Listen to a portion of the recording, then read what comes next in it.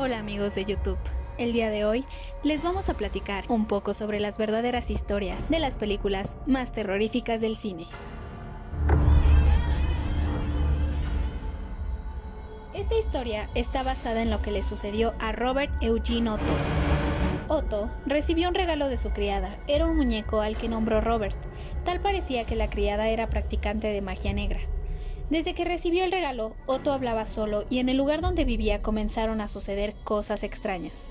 Otto afirmaba que el muñeco tenía vida propia e incluso algunos vecinos contaban que el muñeco se asomaba a la ventana cuando no se encontraba nadie en la casa, por lo que los padres decidieron encerrar en el ático al muñeco. Después de unos años y tras la muerte de los padres de Otto y debido a la herencia, volvió a su antiguo hogar y se reencontró con el muñeco. Le pareció buena idea volver a estrechar el lazo de amistad con él, pero pasaban cosas sobrenaturales y decidió encerrarlo otra vez.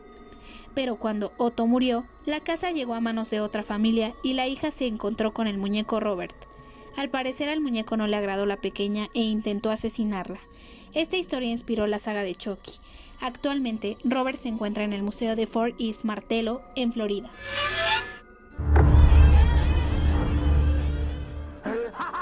Freddy Krueger es uno de los personajes más populares del cine de terror.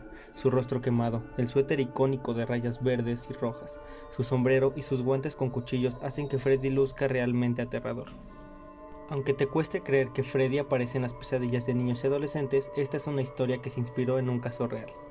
Wes Craven, el creador de este largometraje El origen de la pesadilla en Elm Street, comienza en una familia que huyó de los campos de concentración de Gamboya hacia Estados Unidos. La mayoría de los familiares se recuperaron de su negro pasado, pero uno de los hijos que sufría pesadillas por el genocidio gamboyano murió mientras dormía.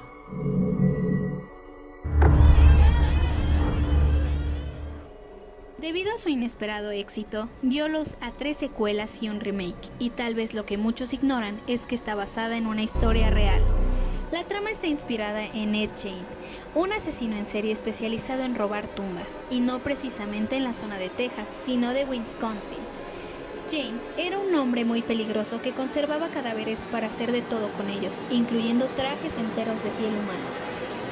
El 17 de septiembre de 1957 estalló el escándalo cuando agentes de la policía, al investigar la desaparición de una persona, decidieron ingresar a la casa de Ed.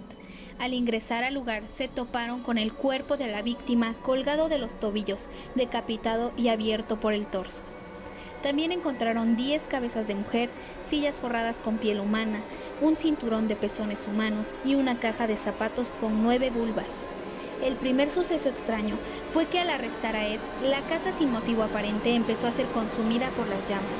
Los policías lo tomaron como una advertencia sobre las energías que rodeaban a este personaje, que hoy en día es considerado como legendario.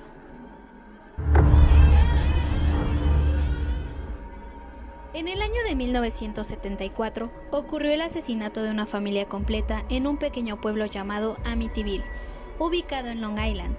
Todo comenzó cuando Ronald, uno de los hijos del matrimonio, disparó a sus padres y 4 hermanos, mientras estos dormían, al interior de su casa en el 112 de Ocean Avenue. Ronald tenía 23 años y la noche anterior al asesinato drogó a sus víctimas para poder ejecutar su plan, que consistía en matarlos uno a uno en sus respectivas habitaciones. El joven disparó a todos por la espalda, a excepción de la madre, quien fue encontrada con un balazo en la cabeza. Tras el asesinato, Ronnie, conocido así por sus amigos, escondió la escopeta y corrió hacia un bar del pueblo para pedir ayuda ya que alguien había asesinado a su familia. La policía llegó al lugar y se encontró con la macabra escena. Las autoridades descubrieron que el autor de los crímenes había sido Ronnie. Su abogado intentó declararlo enfermo mental, pues aseguraba que había escuchado voces que le ordenaban matar a su familia, algo que los jueces no creyeron y lo condenaron por asesinato premeditado, sentenciándolo así a 25 años de cárcel por cada víctima. Una de las películas que marcó hito en la historia del cine es El Exorcista, dirigida por William Friedkin, protagonizada por Linda Blair y que fue estrenada en el año de 1973. Este film está basado en la novela de William Peter Blatty, en la que se narra la posesión demoníaca de una niña de 12 años. El propio escritor contó hace un tiempo que en el año de 1949 leyó en el diario estadounidense Washington Post un artículo sobre un niño de Maryland llamado Roland, que al parecer estaba poseído por el diablo. Dicha publicación llamó tanto su atención que el escritor comenzó a investigar más sobre el caso y a medida que iba creando su obra maestra. Según relató William, los eventos paranormales en la casa de Roland y su familia iniciaron en 1948 cuando él tenía 13 años. Después de la muerte de una tía del adolescente, este comenzó a escuchar ruidos extraños que provenían del sótano. Tras manifestar en varias oportunidades a su familia lo que estaba ocurriendo, sus padres creyeron que se trataba de ratones, por lo que contrataron los servicios de una empresa para el control de plagas, pero al parecer no habían roedores.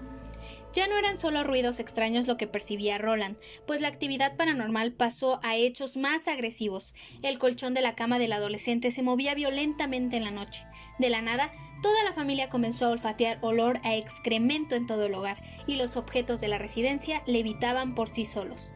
En una entrevista para el Washington Post, un amigo de los padres del joven contó que un día fue a visitarlos a su casa y que Roland estaba sentado en una silla mientras conversaban. De repente, sin previo aviso, el niño fue arrojado de su asiento a varios metros de distancia. Otro día, la madre del menor entró a la habitación del joven y encontró la cama de su hijo moviéndose sola. En medio de su desespero, la mujer intentó hablar con lo que creía era el espíritu de su tía muerta, implorándole que se detuviera, pero la respuesta que recibió fue ver cómo algo aruñaba el colchón. Ante estos hechos, los papás de Roland estaban seguros de que su hijo estaba poseído por el alma de la tía, por lo que recurrieron a un pastor luterano que conocían, pero cuando éste se dio cuenta de lo mal que estaban las cosas en esa casa, les recomendó buscar a un sacerdote católico. Blatty, quien indagó lo suficiente sobre este caso, aseguró que cuando un cura de esa localidad llegó al encuentro con el niño, este le gritó en latín: «Oh sacerdos Christi, tu seis me esse diabolum», que en español sería: «Oh sacerdote de Cristo, tú sabes que yo soy el diablo». Tras presenciar la actitud del menor, el religioso de inmediato solicitó el permiso ante la iglesia para llevar a cabo un exorcismo, pero antes debía ser sometido a evaluaciones mentales y físicas. El niño fue llevado al Hospital Universitario de Georgetown, una institución administrada por los jesuitas. Roland estuvo internado en ese lugar aproximadamente una semana, y según reveló un testigo al periódico, de la nada aparecieron rasguños en el cuerpo del niño durante 4 noches seguidas. Después aparecieron palabras sobre su piel que parecían hechas por garras. Luego de esto, el menor regresó a su casa y al ser expulsado del hospital por herir a uno de los curas. Días después, sus padres decidieron bautizarlo. Los presentes aseguraron que al entrar a la iglesia, Roland se transformó e intentó dejar el lugar. Con la ayuda de varias personas, quienes lo mantenían sujeto frente al sacerdote, se llevó a cabo la ceremonia. Después la familia se mudó a San Luis, creyendo que la pesadilla acabaría, pero no fue así. Los eventos paranormales continuaron y empeoraron, por lo que llamaron al padre William Bowdern, quien al observar que el niño definitivamente estaba poseído por un demonio, solicitó el permiso del arzobispado para expulsar aquello del muchacho. La autorización fue concedida con la exigencia de que Bowdern estuviera a cargo, no revelara el lugar donde se harían los exorcismos y que llevaron una crónica detallada de los hechos. A Roland le practicaron aproximadamente 30 exorcismos durante varias semanas y finalmente, cuando el último ritual culminaba, todos los presentes fueron testigos de un fuerte ruido que abandonaba el hospital. Luego de dichos rituales, el niño mejoró y pudo volver a casa. Se dice que tuvo una vida normal después de esos terribles episodios. Se casó, tuvo hijos y mantuvo una carrera larga y productiva con el gobierno de los Estados Unidos. Está basada en la historia de John Wayne Gacy, un asesino en serie que tenía como costumbre disfrazarse de payaso para cometer sus crímenes. John Wayne Gacy fue uno de los asesinos en serie más famosos de Estados Unidos y cometió sus crímenes durante la década de los 70. En 1978 fue arrestado y en 1994 ejecutado por la muerte de 33 jóvenes que fueron enterrados en su casa o lanzados al río Des Plaines, en Illinois. Fue llamado popularmente el payaso asesino porque organizaba fiestas en el vecindario e invitaba a los vecinos a sus barbacoas en su jardín, mientras entretenía a los más jóvenes, curiosamente donde tenía enterradas a sus víctimas. Como figura de entretenimiento era conocido como Pogo el payaso. Tras su paso por la cárcel, Gacy se encargó de dejar atrás su pasado y fue bien acogido por los habitantes de la nueva localidad en la que habitaba. De hecho, era una persona amable y querida porque organizaba barbacoas en su hogar y se disfrazaba de payaso para entretener a los más jóvenes y a los niños que estaban enfermos. Pocos vecinos podrían imaginarse la clase de persona que era. En 1972 se casó con Carol Hoff, pero su matrimonio se acabó en 1976, puesto que manifestaba que no tenían relaciones íntimas y había descubierto que se daba placer con revistas de adultos de contenido homosexual.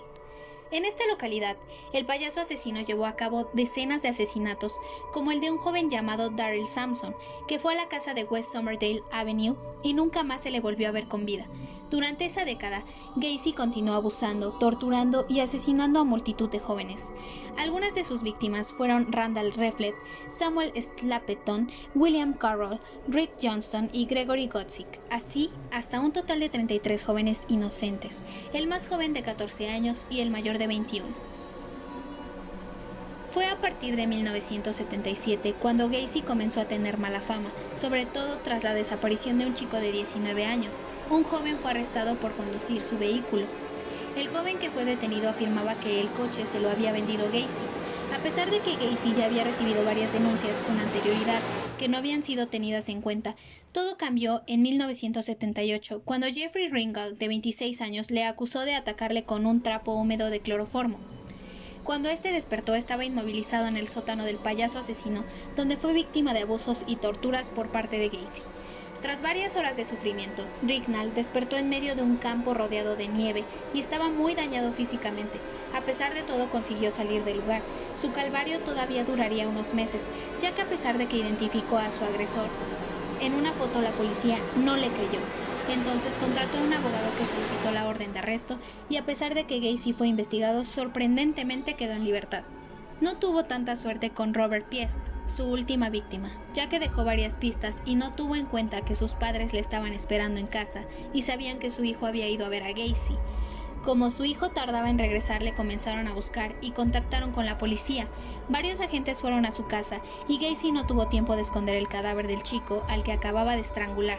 La policía encontró los cuerpos en su casa y el propio Gacy acabó confesando que había arrojado el resto al río. Fue condenado y ejecutado en 1994.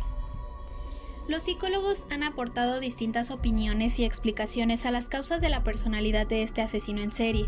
Algunos señalan la pobre relación con su padre, que además de ser alcohólico, le trató muy mal durante su infancia.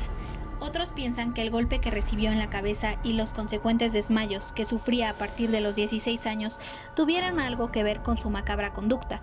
Incluso algunos psicoanalistas han sugerido que el asesinato de estos jóvenes era la expresión inconsciente del odio a sí mismo por su propia homosexualidad, condición que nunca llegó a asumir. Tras su muerte, el cerebro de Gacy fue extraído, pero el psiquiatra forense que lo examinó, y pese a las especulaciones de muchos profesionales, no encontró anormalidades que pudieran explicar la conducta violenta de Gacy. Este mismo forense afirmó que John Wayne Gacy no cumplía con el perfil psicológico característico de un asesino en serie, y la doctora Morrison, que conoció al propio John y que estudió a distintos asesinos como Ed Gein, en su papel como testigo psiquiatra, en el caso afirmó que Gacy tenía la estructura emocional de un niño. Agradecemos a todos por ver este video. No olviden compartir y suscribirse.